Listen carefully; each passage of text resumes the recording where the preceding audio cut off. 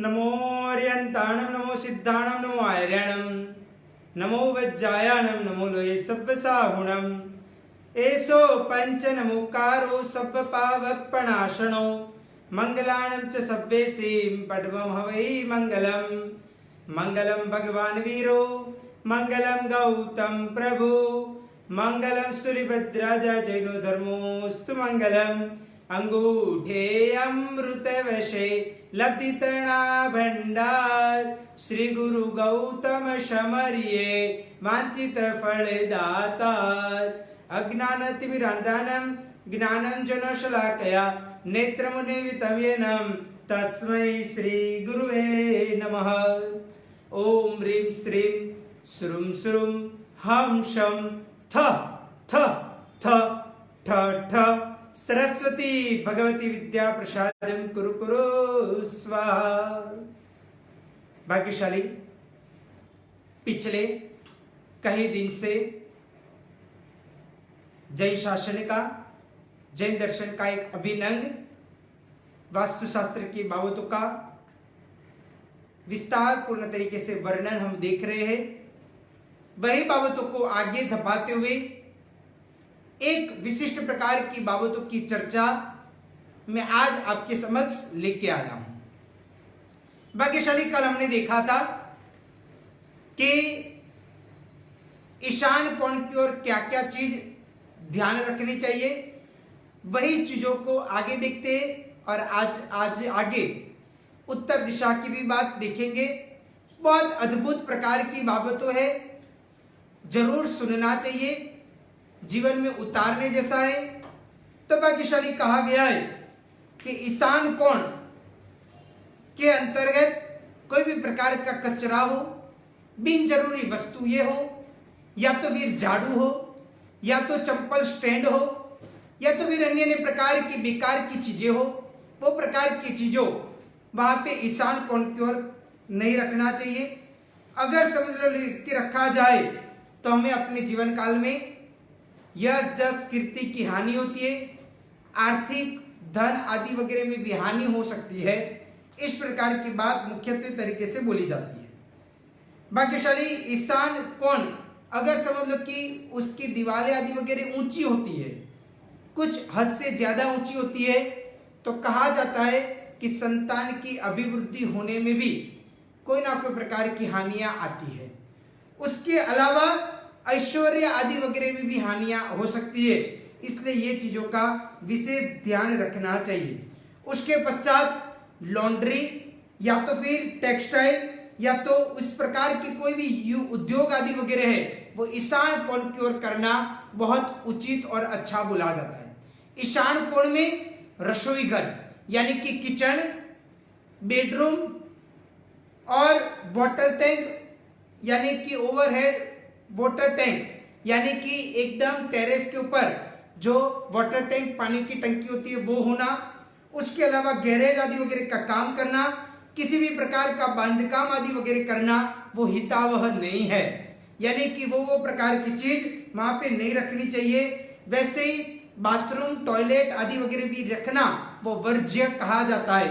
ईशान कोण स्पेशल एक प्रकार से आध्यात्मिक उन्नति करने के लिए, धार्मिकता लाने के लिए, गुरु भगवान या तो फिर देव गुरु आदि वगैरह का स्थान बोला जाता है, तो वहां पे ऐसी प्रकार की चीजों का परित्याग करना चाहिए। ईशान कोण भी अगर समझ लो कि खुला होता है, ओपन होता है, तो वो बहुत अच्छा माना जाता है। ईशान कोण की ओर कोई हॉल आदि वगैरह होता है तो वो भी विशाल काय में हो तो वो अच्छा कहा गया है।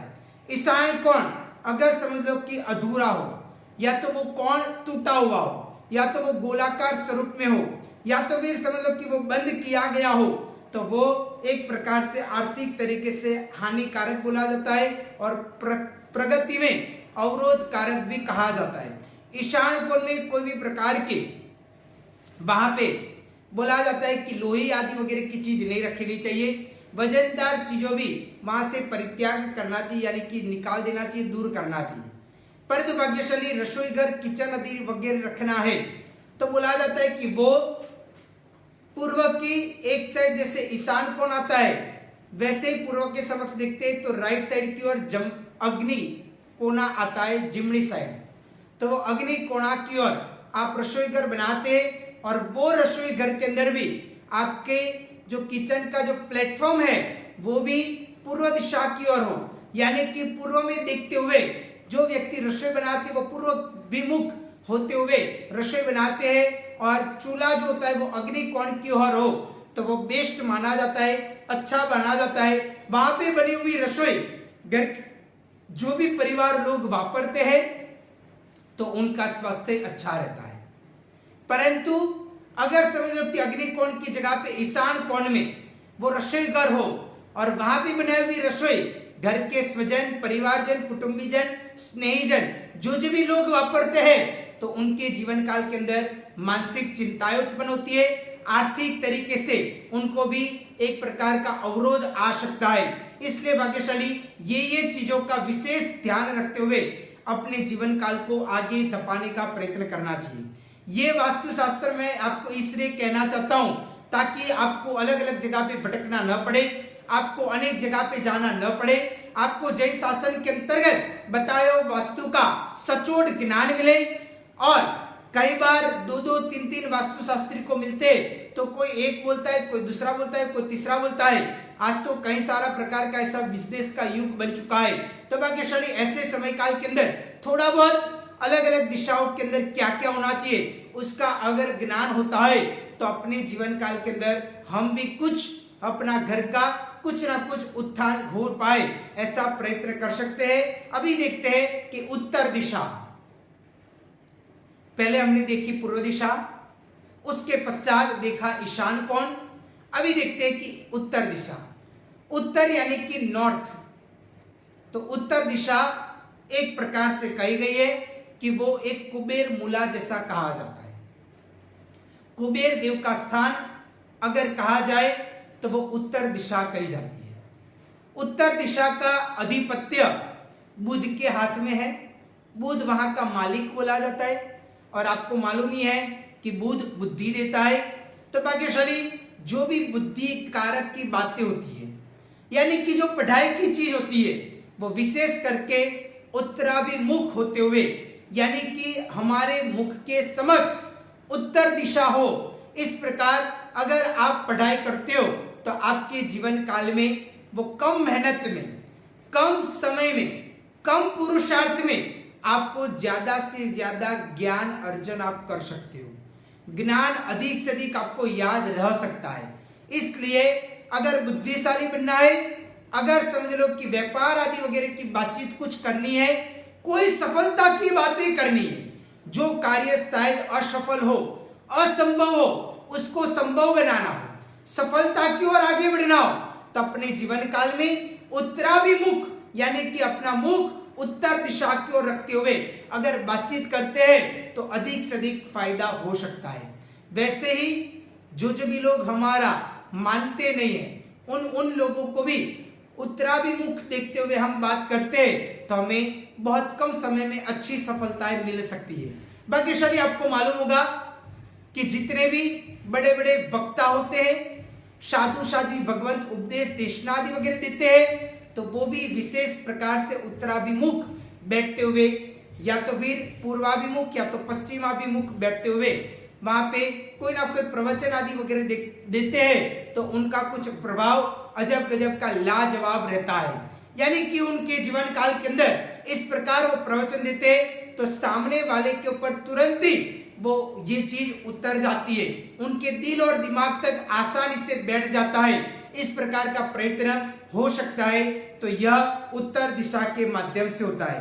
भाग्यशाली उत्तर दिशा की ओर हमारा घर का, ऑफिस का, फैक्ट्री आदि वगैरह का अगर मुख्य दरवाजा यानी कि मेन गेट अगर उत्तर दिशा में होता है तो वो अधिक से अधिक फायदा कारक, उन्नति कारक बोला जाता है। जिनके घर का गेट उत्तर दिशा की ओर है वो अधिक से अधिक अपने जीवन काल के दौरान वो आगे बढ़ने का प्रयत्न कर सकते, अधिक से अधिक खूब उन्नतियां प्राप्त कर सकते, ऐसा प्रकार का कहा जाता है। अगर समझ लो कि अंडरग्राउंड टंकी रखनी है यानी कि पानी की टंकी जमीन के अंदर अंडरग्राउंड रखनी है तो वो उत्तर दिशा के लिए बेस्ट बोला जाता है। सभी दिशाओं में उत्तर दिशा से यानी कि अलग अलग दिशाओं से भी अधिक ये उत्तर दिशा के अंदर खुली ओपन स्पेस होना चाहिए। जितनी उत्तर और पूर्व और ईशान कोण की ओर ओपन स्पेस होता है वो उतना अधिक से अधिक उन्नति कारक हमारे जीवन काल के अंदर बन सकता है। अगर सब लोग कोई ऑफिस बनानी हो, गेस्ट हाउस बनाना हो, पूजा आदि वगैरह का रूम बनाना हो, तो वो भी बोला जाता है कि उत्तर दिशा उसके लिए अधिक से अधिक फायदा कारक बोला जाता है, शुभ माना जाता है। उसके अलावा कहा जाता है कि उत्तर दिशा में कुछ मैग्नेटिक पावर अजब गजब का होता है, इसलिए भी उत्तर दिशा अपने जीवन काल में द बेस्ट कहा जाता है। अधिक से अधिक बेस्ट कहा जाए मैग्नेटिक पावर के दौरान तो वो यह उत्तर दिशा कही जाती है। उसके अलावा उत्तर ईशान के बीच यानी कि उत्तर ईशान में या तो उत्तर दिशा या तो ईशान दिशा या तो दोनों के बीच अगर समझ लो कि कोई गटर आदि वगैरह होती है तो वो स्त्रियों के लिए लक्ष्मी कारक बोला जाता है। अगर समझ लो कि उत्तर दिशा की ओर गटर होता है तो उत्तम प्रकार की संतति की प्राप्ति वो व्यक्ति को हो सकता है, उत्तम प्रकार की संगत आदि वगैरह भी मिल सकती है, ऐसा भी प्रकार का वास्तु शास्त्र के मुताबिक ये कहा गया है। उसके अलावा कहा जाता है कि अगर रात को उत्तर की ओर पैर और दक्षिण की ओर सिर रखा जाए यानी कि दक्षिण दिशा में ये सिर रखना और पैर उत्तर की ओर यानी कि रात को सोते सोते हुए भी हमें उत्तर दिशा दिखाई देवे, ऐसी प्रकार की हमारा शयन कक्ष की एक प्रकार की पोजीशन यानी कि बेडरूम या तो बेड आदि वगैरह इस प्रकार का होवे तो बेस्ट माना जाता है। उन भाग्यशाली की तबियत बहुत अच्छी प्रकार की रह सकती है। परंतु अगर समझ लो कि उल्टा हो यानी कि उत्तर दिशा में हमारा सिर हो और पैर दक्षिण दिशा में हो, सोते सोते हुए भी दक्षिण दिशा दिखाई देवे या तो जैसे उठेंगे तो सामने दक्षिण दिशा दिखाई देता है। अगर समझ लो ऐसी प्रकार की पोजीशन हो, ऐसी प्रकार की बेड की सिचुएशन हो तो वो तबियत बहुत बिगड़ सकती है, वैसा प्रकार का कहा जाता है। इसलिए ये बाबतों का भी विशेष ध्यान रखना चाहिए। उत्तर दिशा में अगर समझ लो कि घर के अंदर कुआं होता है, पानी का स्रोत उत्तर दिशा की होता है तो घर के परिवार के कोई एक सदस्य के छठी इंद्रिय जागृत हो जाती है, यानी कि भविष्य में कुछ ऐसी घटनाएं बनने वाली हो उनको पहले से पता चल जाता है, पूर्वाभास हो जाता है, यानी कि उनके मन के अंदर विचार आ जाते आज कुछ ऐसा होने वाला है, या तो उनको 2-4-5 दिन या तो एक वीक के पहले उनको पहले से कुछ ऐसा भास हो जाता है, उनके मन के अंदर ऐसा विचार आते कि क्या कुछ अच्छा होगा, कुछ बुरा होगा, हमारे घर के परिवार का सदस्य का क्या कोई अनहोनी घटना हो जाएगी। इस प्रकार का पहले से उनको छठी इंद्रिय के माध्यम से पूर्वाभास होने का प्रयत्न होता है। उसके अलावा जो भी घर की स्त्रियां हैं उनको भी चमत्कारिक परिस्थितियों का भोग वो अपने जीवन काल के अंदर बन सकती है, तो उसके लिए भी उत्तराभिमुख कहा गया है। उत्तराभिमुख रखते हुए व्यवहार, व्यवसाय, संघ की, समाज की कोई उन्नति की बातें करनी है तो उत्तराभिमुख होते हुए करते हैं तो वो बहुत अच्छा माना जाता है। उत्तराभिमुख टॉयलेट आदि वगैरह बैठने की व्यवस्था हो तो भी आरोग्य के लिए अच्छा माना जाता है, यानी कि टॉयलेट में बैठने की जो सिचुएशन होती है तो हमारा मुख उत्तराभिमुख होवे, इस प्रकार होवे तो बोला जाता है कि वो एक प्रकार से व्यवस्था उत्तम और शुभ माना जाता है। इस प्रकार की बातें बताई गई है। उत्तर का मुख्य द्वार ईशान की ओर दिखता हो तो वो होता है तो घर के अंदर गुणवान लोगों का जन्म हो सकता है, यानी कि उत्तराभिमुख गेट हो परंतु वो ईशान कोण की ओर दिखता हो, वैसी प्रकार की सिचुएशन और व्यवस्था वाला अगर गेट होता है तो ऐसा कहा जाता है कि घर के अंदर गुणवान लोगों का जन्म आदि वगैरह हो सकता है। उत्तर में ढलाव आदि वगैरह होता है तो स्त्रियों के लिए आरोग्य और उनके लिए सेहत के लिए कुछ अच्छा माना जाता है। इस प्रकार की भी बात हमारे जैन शासन में ज्योतिष शास्त्र के मुताबिक बताई गई है। उत्तर का द्वार वायव्य की ओर दिखता है जैसे हमने अभी ईशान की ओर देखा, वैसे उत्तर का द्वार, उत्तर की एक साइड ईशान आती है तो एक साइड वायव्य आता है। जैसे उत्तर की ओर हम देखते हैं तो जिमनी साइड ईशान आती है और लेफ्ट साइड यानी कि डाबी बाजू वो एक प्रकार से वायव्य कोना बोला जाता है जब उत्तर के सामने देखते हैं तो वायव्य कोना की ओर दिखता है तो चोर का और अग्नि का घर के अंदर भय सतत रहा करता है, यानी कि चोरी हो जाना, कोई ना कोई अग्नि लग जाना और उसके द्वारा बहुत बड़ा नुकसान घर के अंदर हो सकता है।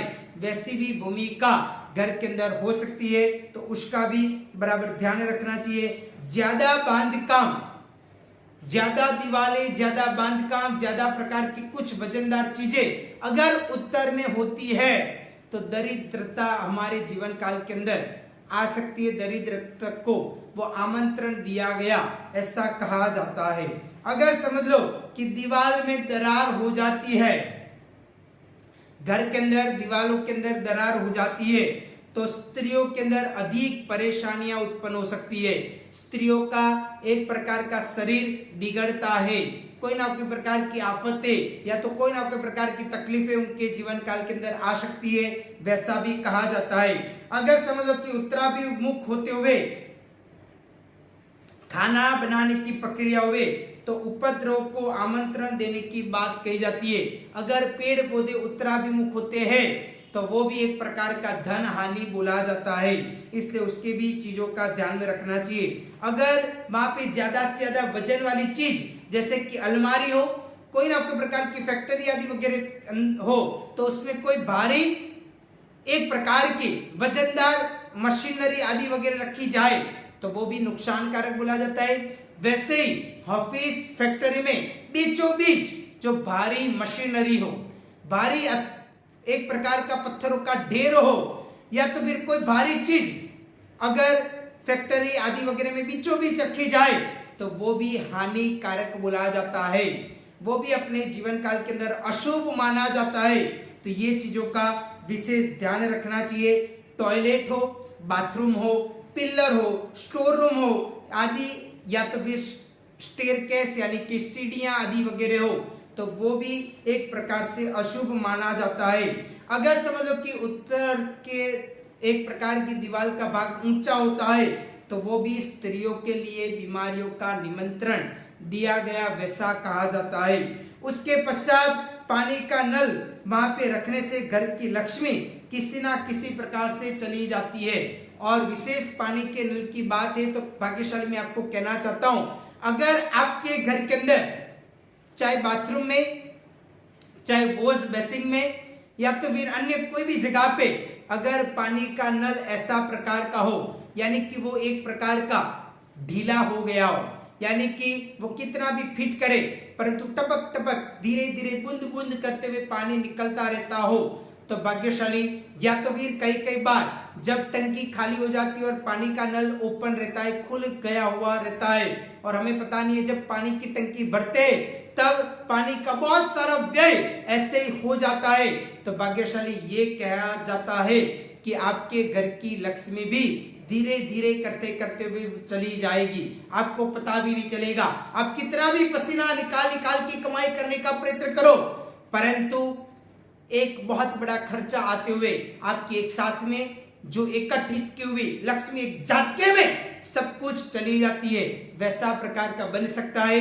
इसलिए घर के अंदर कभी भी नल एकदम फिटिंग वाले होने चाहिए ताकि पानी का जो बूंद बूंद है वो निकले नहीं और इस प्रकार व्यय पानी का नहीं होवे, क्योंकि पानी के लिए तो लोग मरने का प्रयत्न करते हैं, यानी कि पानी इतना जीवन के लिए बहुत जरूरी और कीमती माना जाता है। इसलिए ये बाबतों का विशेष ध्यान रखना चाहिए। अगर पानी का नल जो है वहां पे भी कोई नल की कोठली आदि वगैरह न लगाई हो तो विशेष प्रकार से नल की कोठली भी जैन वास्तुशास्त्र के मुताबिक ऐसा कहा जाता है नल के ऊपर भी कोठलियां आदि वगैरह लगानी चाहिए। वो जितनी लगाई हुई होगी उतना ही आपके घर के अंदर एक प्रकार से आर्थिक उन्नतियां और धार्मिकता जीवन काल के अंदर आ पाएगी।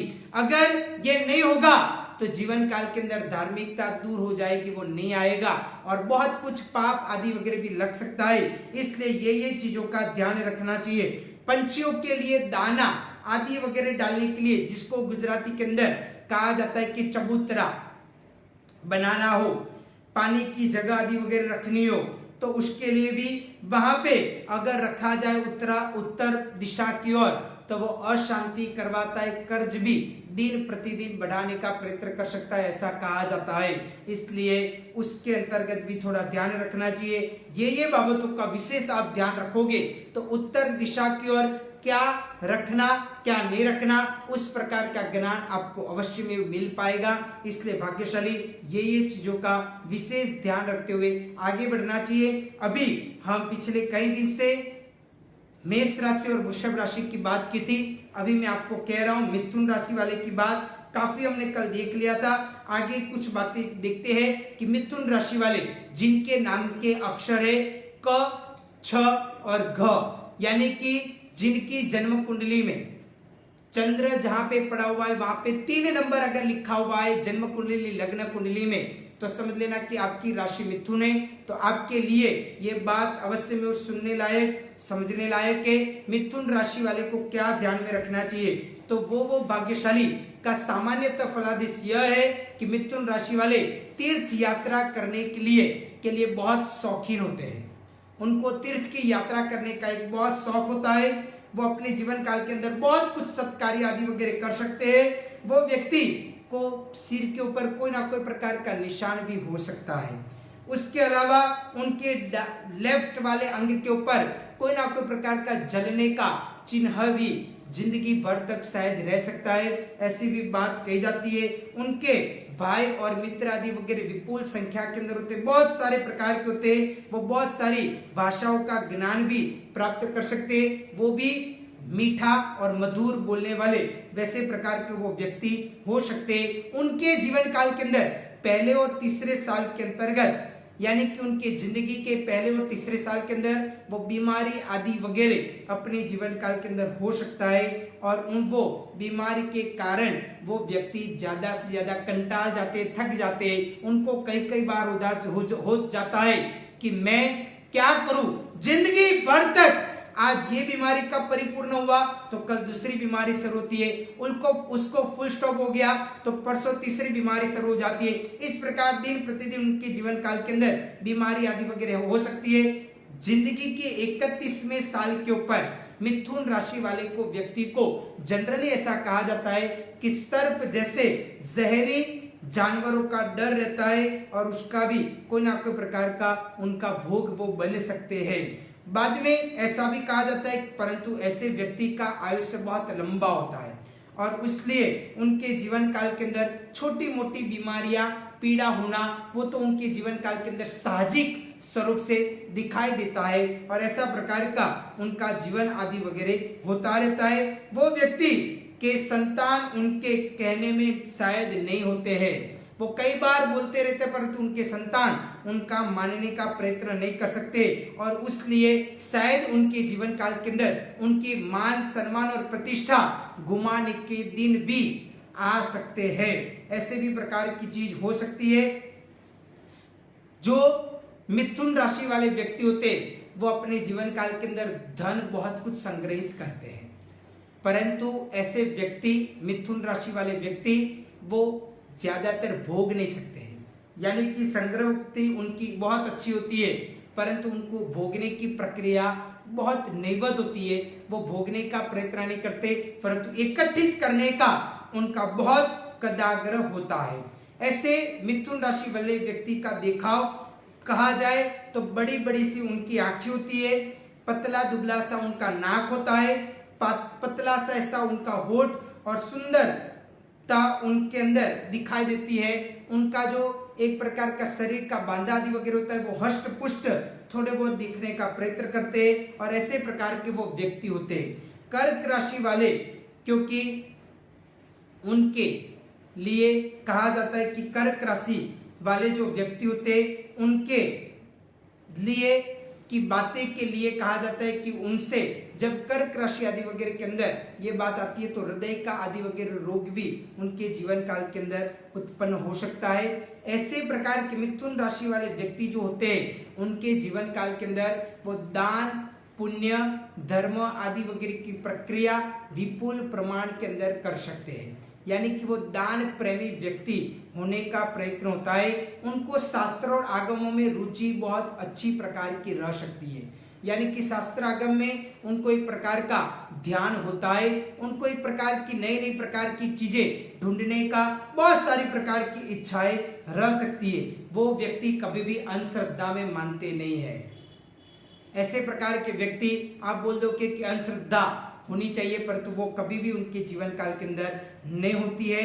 ये ऐसे प्रकार के व्यक्ति बहुत बुद्धिशाली होते हैं, क्योंकि तीसरी राशि यानी कि मिथुन राशि का स्वामी है बुध, और बुध बुद्धि देता है। तो ऐसे व्यक्ति बहुत बुद्धिशाली होते, बहुत चालाक होते, बहुत चपल होते। वो किसी की माया जाल के अंदर आना बहुत दुष्कर बोला जाता है। वो जनरली किसी की माया जाल के अंदर आते नहीं है। उनके जीवन काल के अंदर कोई चीजों के लिए उनके जीवन काल के अंदर बहुत सारी प्रकार की चिंताएं खाए जाती हुई उनके जीवन काल के अंदर दिखाई देती है। ऐसे प्रकार के व्यक्ति का सौंदर्य बहुत प्रिय होता है, यानी कि सौंदर्य वाली चीजें, संसाधन आदि वगैरह बहुत कुछ अपने जीवन काल के अंदर इस्तेमाल करे, ऐसा कहा जाता है। और एकांत में ऐसे व्यक्ति एकांत में रहने का बहुत कुछ पसंद करते हैं, यानी कि विशेष वो शहर सिटियां आदि वगैरह छोड़ते हुए कोई गांव आदि वगैरह के अंदर रहने का बहुत कुछ प्रयत्न करते। ऐसे प्रकार के वो व्यक्ति होते। और वो व्यक्ति ज्यादातर जो धमालिया वातावरण होता है, धूम-धाम ज्यादा होता है, शोर बकोर जहां पे होता है वहां पे वो अधिक रहने का मन नहीं करते, परंतु जहां पे एकांत का, शांति का स्थान होता है, जहां पे धार्मिकता का स्थान होता है, वहां पे एकांत वो लेने का, सानिध्य का ऐसा प्रयत्न वो अधिक से अधिक करने का प्रयत्न कर सकते। ऐसे प्रकार के वो व्यक्ति होते। उनको कोई पुरानी विचारधारा उनको सेट नहीं होती है। उनको ऐसा होता है कुछ नई विचारधारा, नए तरीके से नई कोई दिशा की ओर हम आगे बढ़े। ऐसे प्रकार की विचारधारा उनके जीवन काल के अंदर बहुत अधिक प्रमाण के अंदर होती है। वो अपने जीवन काल के अंदर जो शॉर्टकट मार्ग होता है, शॉर्टकट मार्ग यानी कि जो शॉर्ट रास्ता होता है वो चुनने का प्रयत्न अधिक से अधिक कर सकते। उनके पास में बहुत कम मित्र आदि वगैरह होते, परंतु उनको मित्र बनाना यानी कि कुछ दाएं हाथ का चुटकी का खेल उनके जीवन काल के अंदर बुलाया जाता है। तो वो मित्र भी अच्छे प्रकार से बना सकते। वो व्यक्ति का जो कार्य क्षेत्र होता है वो बुद्धिमत्ता वाला होना चाहिए, और बुद्धिमत्ता वाला होता है तो वो विशेष प्रकार से उसके अंदर यश जस नामना कीर्ति प्राप्त कर सकते।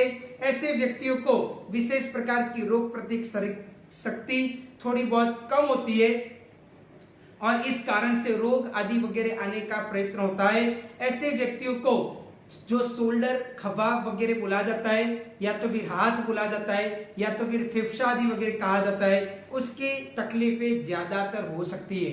उनको कोई ना कोई प्रकार का घुटने का, सांधे का, और उसके अलावा जो शरीर के अंदर आंतड़ यानी कि आंत है उसका भी प्रॉब्लम आदि वगैरह हो सकता है, ऐसा मिथुन राशि के मुताबिक कहा जाता है। तो भाग्यशाली बस आज इधर तक हम देखते, आगे की बाबतों का प्रवचन हम आगे आपको कल सुबह में प्रातः 10 बजे देखने का प्रयत्न करेंगे। वितरा की आज्ञा विरुद्ध कुछ भी बुलाओ तो मिच्छामि दुक्कडम। सर्व मंगल मांगल्यम सर्व कल्याण कारणम प्रधानम सर्वधर्माणाम जैनम जयते शासनम।